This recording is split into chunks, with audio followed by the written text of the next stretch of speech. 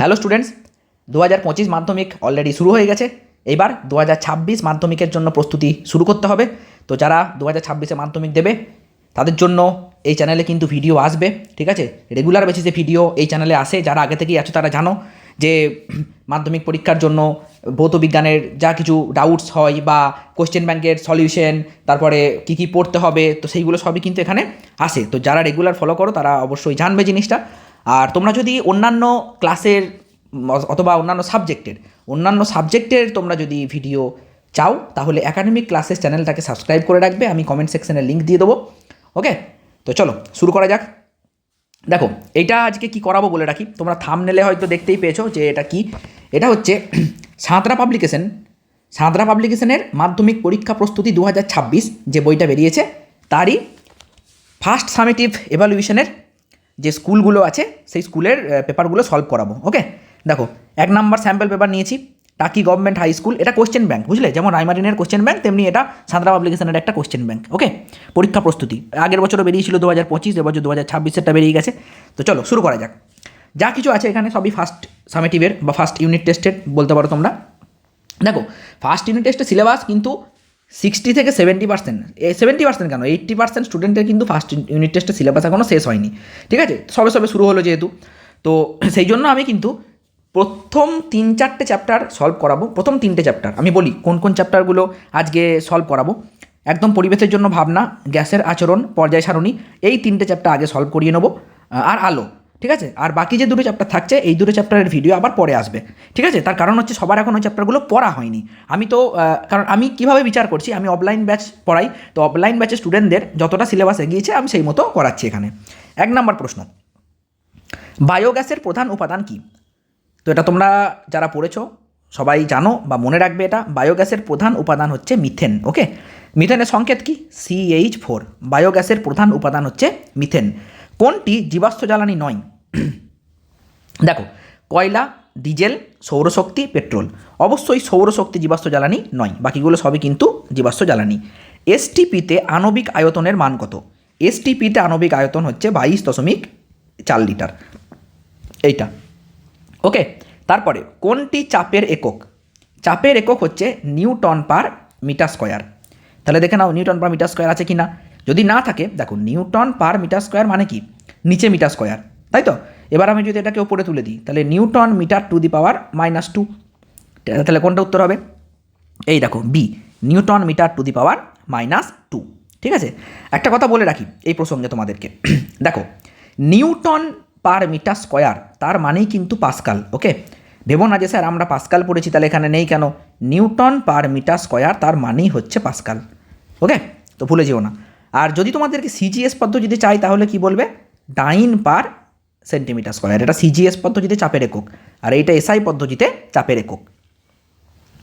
2 নম্বর পর্যায়ে তীব্র জারণধর্মী মৌল কোনটি?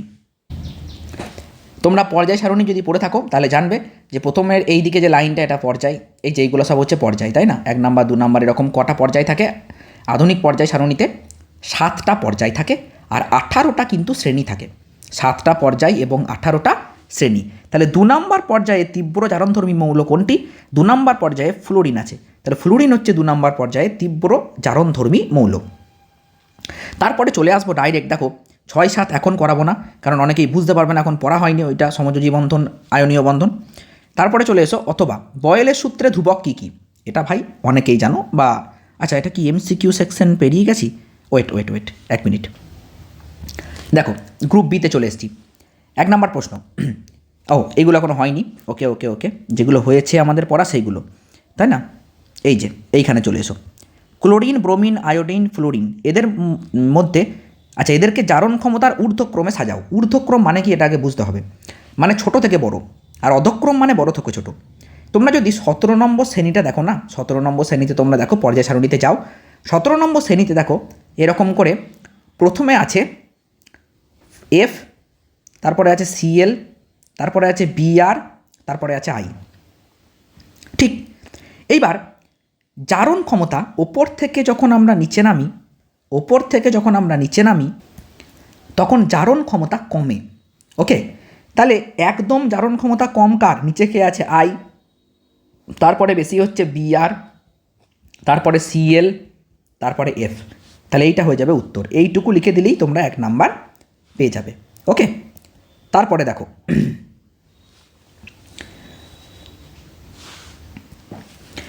দেখো মৌলের রাসায়নিক ধর্ম কিসের ওপর নির্ভর করে? ইলেকট্রন বিন্যাসের ওপর। ইলেকট্রন বিন্যাসের ওপর নির্ভর করে, ঠিক আছে, বা লাস্টের কক্ষের ইলেকট্রনের সংখ্যার ওপরও নির্ভর করে। তারপরে দেখো পরের প্রশ্ন বলছে, ম্যাগনেসিয়াম ও অ্যালুমিনিয়ামের মধ্যে কোন পরমাণুর আকার ছোট? ভেবে উত্তর দিতে হবে। কোন পরমাণুর আকার ছোট? আচ্ছা তোমরাই বলো, ম্যাগনেসিয়ামের ইলেকট্রন সংখ্যা কত বা পরমাণু ক্রমাঙ্ক কত? 12। 12কে ভাঙো, 2,8,1। আর কি দিয়েছে? অ্যালুমিনিয়াম। অ্যালুমিনিয়াম কিন্তু 13, 2,8,2। সরি, ও না ভুল হচ্ছে, 12 তো 2,8,2, সরি 2,8,2, আর এইটা হবে 2,8,3। দেখো ক্লিয়ার কিনা? তাহলে এদের কিন্তু দুজনারই 3টে করে কক্ষপথ, একটা কক্ষপথ, দুটো কক্ষপথ, 3টে কক্ষপথ, অর্থাৎ K-L-M। ঠিক ঠিক কিনা বলো? তাহলে এরা দুজনাই কিন্তু একই পর্যায়ে থাকবে। কত নম্বর পর্যায়ে? 3 নম্বর পর্যায়ে থাকবে। মনে রাখবে, যতগুলো কক্ষপথ তত নম্বর পর্যায়। তাহলে 3 নম্বর পর্যায়ে কিন্তু ওরা থাকবে, এই 3 নম্বর পর্যায়ে।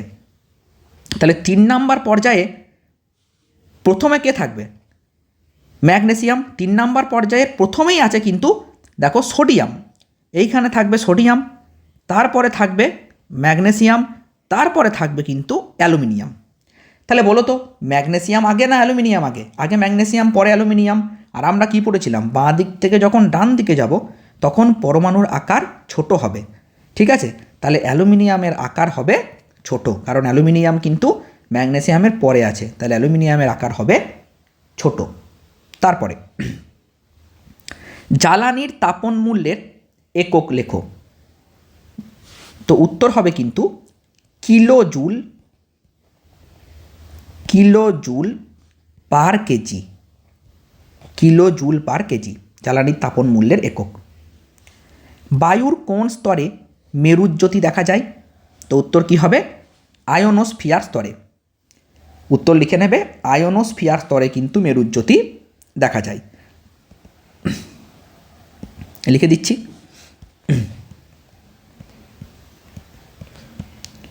আয়োনোস্ফিয়ার স্তরে। ওকে, তারপরে চার্লসের সূত্র অনুসারে স্থির চাপে কত ডিগ্রি সেন্টিগ্রেড উষ্ণতায় কোনো গ্যাসের আয়তন 0 হবে? সবাই জানো, -273 ডিগ্রি সেন্টিগ্রেড উষ্ণতায়, ঠিক আছে? এইটা 7-এর উত্তর আর এইটা হচ্ছে 8-এর উত্তর। এইটাকে আমরা কি বলি? Or 0 kelvin. -273 ডিগ্রি সেন্টিগ্রেড বা 0 কেলভিন। তারপরে আমরা চলে আসবো 9 নাম্বার কোশ্চেনে। এই দেখো, আচ্ছা এর একটা অথবা আছে, 8-এর অথবা। বয়েলের সূত্রে ধ্রুবক দুটি কী কী? এটা 8-এর অর। বয়েলের সূত্রে দেখো, বয়েলের সূত্রটা আমরা লিখি কি আগে বলো? P ভ্যারিজাজ 1/v। যারা এখানে উপস্থিত তারা কোনো দিন ধ্রুবক হবে না। তাহলে ধ্রুবককে নেই কে কে? ভর ও উষ্ণতা, এই দুটো হবে ধ্রুবক। বুঝতে পেরেছ? তারপরে 30 ডিগ্রি ও 300 কেলভিনের মধ্যে কোনটি উচ্চতর? দেখো, তুলনা করতে গেলে হয় দুটোকেই ডিগ্রি সেন্টিগ্রেডে নিয়ে যেতে হবে, নইলে দুটোকেই কেলভিনে নিয়ে যেতে হবে। 30 ডিগ্রি সেন্টিগ্রেড মানে কত কেলভিন? 30 প্লাস 273 কেলভিন, তাই তো? তার মানে 303 কেলভিন। আর একটা কত? 300 কেলভিন। তাহলে বড় কে? তাহলে বড় হচ্ছে 30 ডিগ্রি সেন্টিগ্রেড উষ্ণতা বড়। ওকে ওকে, তারপরে নেক্সট কোশ্চেন গ্রুপ সি থেকে। 1 নম্বর প্রশ্ন, মিথেন হাইড্রেট কি? তো এটা খুবই সহজ কোশ্চেন, আবার ইম্পর্টেন্ট কোশ্চেনও কিন্তু। হ্যাঁ, পরিবেশের জন্য ভাবনা চ্যাপ্টারের খুব ইম্পর্টেন্ট কোশ্চেন এইটা, মিথেন হাইড্রেট কি। তো চলো অ্যান্সার দেখাই তোমাদেরকে। মিথেন হাইড্রেট হলো এক ধরনের কঠিন ক্ল্যাথরেট যৌগ যা জল অণু দিয়ে গঠিত বরফের মতো। কেলাসের মধ্যে অধিক পরিমাণে মিথেন আবদ্ধ হয়ে এটি সৃষ্টি হয়। এর সংকেত বিশাল ইম্পর্টেন্ট, CH4 23H2O। তোমরা এইটা পড়বে 4CH4 23H2O। এটি সমুদ্রের ভূগর্ভস্থ স্তরে থাকে। ব্যাস হয়ে গেল। তোমাদের কাছে যদি টেক্সট বুক থাকে তো টেক্সট বুক থেকেও এটা করতে পারো, তুমি এটা যে কোনো বইয়ে পেয়ে যাবে। কোনো স্যারের যদি নোট থাকে নোট থেকে করতে পারো, নো প্রবলেম। মিথেন হাইড্রেটকে আমাদেরকে শুধু চেয়েছে মিথেন হাইড্রেট কী, তো মিথেন হাইড্রেট হয়ে গেল, ব্যাস এইটুকু অ্যান্সার লিখলেই হবে। প্রশ্নে চলে যাই। পরের প্রশ্ন বলা হচ্ছে গ্রিন হাউস এফেক্টের ফলাফল কী? দেখো, গ্রিন হাউস এফেক্টের কিছু ফলাফল হচ্ছে, প্রথমত একটা বিরাট সমস্যা তৈরি হচ্ছে কি না, পৃথিবীর গড় উষ্ণতা বৃদ্ধি পাচ্ছে। ঠিক আছে, পৃথিবীর গড় উষ্ণতা বৃদ্ধি পাচ্ছে। এর ফলে কি হচ্ছে না, যেগুলো উপকূলীয় শহর সেগুলিতে বন্যা দেখা যাচ্ছে। ঠিক, আবার যেগুলো উর্বর এলাকা সেইগুলো মরুকরণ হচ্ছে। তারপরে জলোচ্ছ্বাস দেখা যাচ্ছে, মেরু অঞ্চলের বরফ গলতে থাকছে। তাই তো, এইগুলোই হচ্ছে গ্রিন হাউস এফেক্টের ফলাফল। পরের প্রশ্ন, ওজোন স্তর ধ্বংসে NO2 এবং CFCর ভূমিকা আলোচনা করো। দেখো, ওজোন স্তর ক্ষয়ে NO এবং NO2 এর ভূমিকা। স্ট্র্যাটোস্ফিয়ারে নাইট্রোজেন অক্সাইডের পরিমাণ বৃদ্ধি পেলে ওজোন স্তর ব্যাপক ক্ষতিগ্রস্ত হয়। ওজোন অণু NOx এর সঙ্গে বিক্রিয়ায় O2 অণুতে পরিণত হয়। তার মানে এটা বলতে চাইছে NO2। ওকে, তো দেখো NO প্লাস O3 কী হচ্ছে, NO2 প্লাস O2। এই বিক্রিয়াটা কিন্তু তোমাদেরকে দিতেই হবে। NO প্লাস O3 ওজনের সঙ্গে NO বিক্রিয়া করে উৎপন্ন করছে NO2। ঠিক আছে, এইবার সেই NO2 আবার অক্সিজেনের সঙ্গে বিক্রিয়া করে NO উৎপন্ন করছে আর অক্সিজেন উৎপন্ন করছে। তাহলে দেখো এখানে কিন্তু NO কী করছে, O3কে ব্রেক করে দিচ্ছে, মানে O3কে ভেঙে দিচ্ছে। তাহলে O3কে যদি ভেঙে দিতে থাকে এরকম অনবরত, তাহলে ওজোন গ্যাসের ঘনত্ব কমছে, তাই না কি? এইটা। আর CFCর ভূমিকা দেখো, CFC সমূহ স্ট্র্যাটোস্ফিয়ারের ওজোন স্তর ধ্বংসে অনুঘটক রূপে কাজ করে। এই CFCগুলো স্ট্র্যাটোস্ফিয়ারের ওজোন স্তর ধ্বংসের অনুঘটক রূপে কাজ করে। ঠিক আছে, দেখো অতিবেগুনি রশ্মির প্রভাবে CFC বিভাজিত হয়ে সক্রিয় ক্লোরিন পরমাণু সৃষ্টি করে, যা O3-র সঙ্গে বিক্রিয়া করে অক্সিজেন ও ক্লোরিন মনোক্সাইড উৎপন্ন করে, ClO। ওকে, উৎপন্ন ClO পুনরায় ওজনের সঙ্গে বিক্রিয়া করে এবং O2 অণু ও সক্রিয় ক্লোরিন পরমাণু উৎপন্ন করে। দেখো এইখানে বুঝতে পারবে CFCl3 কী করছে, প্রথমে UV রশ্মি প্রভাবে CFCl2 আর Cl সক্রিয় ক্লোরিন অণুতে ভেঙে যাচ্ছে। বেশ, তারপরে কি হলো না, CF2Cl2 ভেঙে গিয়ে উৎপন্ন করছে CF2Cl আর ক্লোরিন। এই ক্লোরিন আবার ওজনের সঙ্গে বিক্রিয়া করে ClO আর O2 উৎপন্ন করছে। এই ClO O3-র সঙ্গে বিক্রিয়া করে উৎপন্ন করছে ক্লোরিন আর অক্সিজেন। বোঝা গেল? তাহলে এইখানে দেখো আবার কিন্তু একটা সক্রিয় ক্লোরিন পরমাণু উৎপন্ন হয়ে গেল। এই ক্লোরিন পরমাণু কিন্তু আবার অক্সিজেনের সঙ্গে বিক্রিয়া করবে, ওজনের সঙ্গে বিক্রিয়া করবে এবং ওজনকে ব্রেক করবে। ক্লিয়ার? তাহলে জিনিসটা বুঝে নাও ভালো করে। এই যে সক্রিয় ক্লোরিন পরমাণু, এই কিন্তু হচ্ছে এখানে এই ওজনকে ভাঙার জন্য মেন দায়ী, নয় কি? এই ক্লোরিন পরমাণুই কিন্তু O3-র সঙ্গে বিক্রিয়া করে এই ClO এবং অক্সিজেন তৈরি করে দিচ্ছে, তাই না? ক্লিয়ার? আর CFCগুলোর কাজ কি? এই CFC গ্যাসগুলোর কাজ হচ্ছে UV রশ্মির সংস্পর্শে একটা করে ক্লোরিন পরমাণু তৈরি করা। এবার এই ক্লোরিন পরমাণু গিয়ে অ্যাটাক করছে ওজনকে, দিয়ে ওজনকে ভেঙে দিচ্ছে। ক্লিয়ার? তো এই বিক্রিয়াটা কিন্তু অবশ্যই দিতে হবে, এই বিক্রিয়াটা অবশ্যই তোমাদেরকে দিতে হবে। তোমরা টেক্সট বই থেকেও করতে পারো, যেখান থেকে খুশি তৈরি করতে পারো, নো প্রবলেম। তারপর দেখো, চার্লসের সূত্রটি বিবৃত ও ব্যাখ্যা করো। তো এই প্রশ্নটাতে কিন্তু আমাদেরকে চার্লসের সূত্র বিবৃত করতে হবে এবং তার গাণিতিক ব্যাখ্যা দিতে হবে।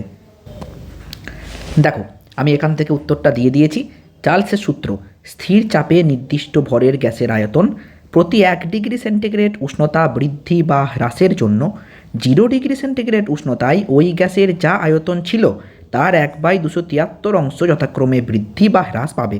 অর্থাৎ একটু বুঝিয়ে বলে দিই দেখো, যখন গ্যাসের উষ্ণতা বাড়ে তখন আয়তনও বাড়ে, কিন্তু 1 ডিগ্রি সেন্টিগ্রেড উষ্ণতা বৃদ্ধি করলে আয়তন কত বাড়বে সেইটা চার্লস বলল যে 0 ডিগ্রিতে যা আয়তন ছিল তার 1/273 অংশ বাড়ে। যেমন ধরো, গাণিতিক ব্যাখ্যাটা এখানে কী দেবে দেখো, তুমি ধরে নিলে কোনো গ্যাসের 0 ডিগ্রি সেন্টিগ্রেডে উষ্ণতায় আয়তন V0, তাহলে 1 ডিগ্রিতে কী হবে, যা ছিল তার 1/273 অংশ বাড়বে, তাহলে এতটা বাড়লো, তাহলে বেড়ে হলো কত, V0 plus V0/273। V0 common নিলে কি হবে, 1 প্লাস 273। যদি 2 ডিগ্রি সেন্টিগ্রেড বৃদ্ধি করো তাহলে অলরেডি তো এইটা ছিল, এর সঙ্গে আবার V0/273 যোগ হবে, তাহলে কত হবে না V0 প্লাস V0/273 আবার হবে প্লাস V0/273, তাহলে V0 কমন নিলে কত হবে 1 প্লাস 2/273। যদি তুমি এরকম করতে করতে 3 ডিগ্রি বৃদ্ধি করো তাহলে এইটা হয়ে যাবে 3/273, আর যদি তুমি ডিগ্রি বৃদ্ধি করো তাহলে হয়ে যাবে T/273। ওকে, তো ব্যাস হয়ে গেল এটা গাণিতিক ব্যাখ্যা। আর যদি তুমি হ্রাস করো অর্থাৎ -T ডিগ্রি সেন্টিগ্রেড নিয়ে যাও টেম্পারেচার, তখন এই প্লাস চিহ্নটা হয়ে যাবে মাইনাস। ওকে ওকে তারপরে দেখো, অ্যাভোগাড্রো সূত্রটি লেখো, এর একটি প্রয়োগ উল্লেখ করো। দেখো, সমান তাপমাত্রা ও চাপে সমস্ত গ্যাসের সমান আয়তনে সমান সংখ্যক অণু থাকবে, এইটা হচ্ছে অ্যাভোগাড্রো সূত্র। এর গাণিতিক এর যে এই আর একটা কোশ্চেন যেটা দিয়েছে যে প্রয়োগ, ঠিক আছে, তো এর প্রয়োগটা দেখে নাও।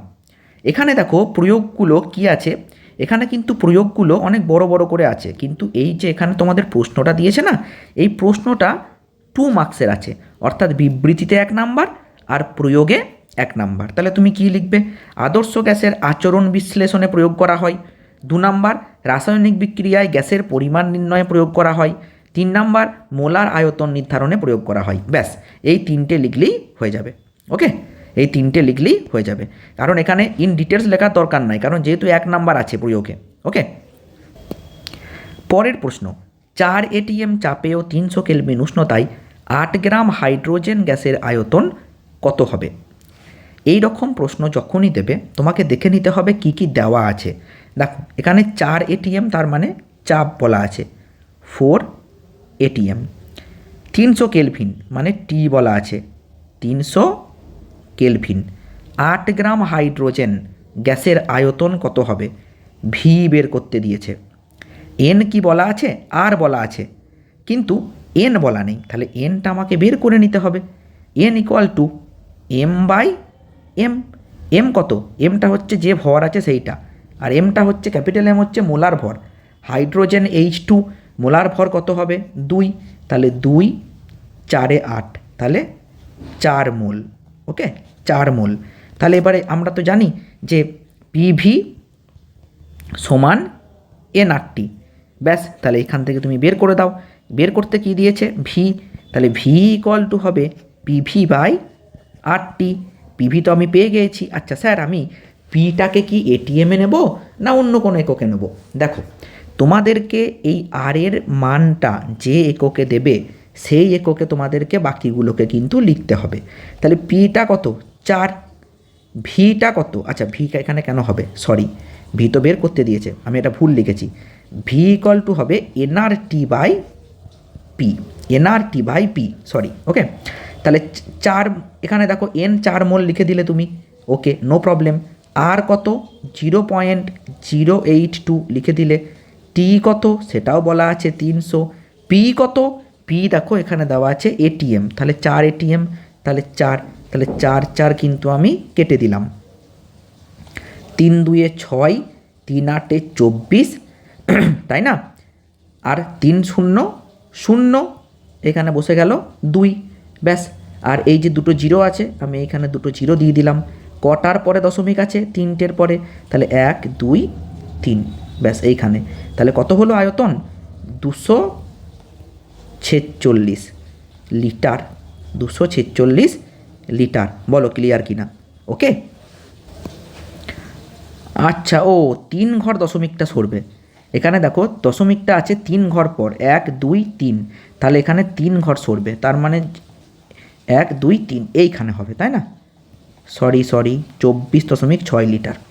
দেখো ক্লিয়ার, 24.6 লিটার, ব্যাস হয়ে গেল। ঠিক আছে, দেখো আশা করি ক্লিয়ার হয়েছে সবার কাছে। তাহলে এখানে কি বুঝলাম আমরা? আর এর এককে যেটা মানে আর এর মানে যে এককগুলো দেবে আমাদেরকে সেই এককগুলোই কিন্তু লিখতে হবে। ওকে, সেই এককগুলোই লিখতে হবে।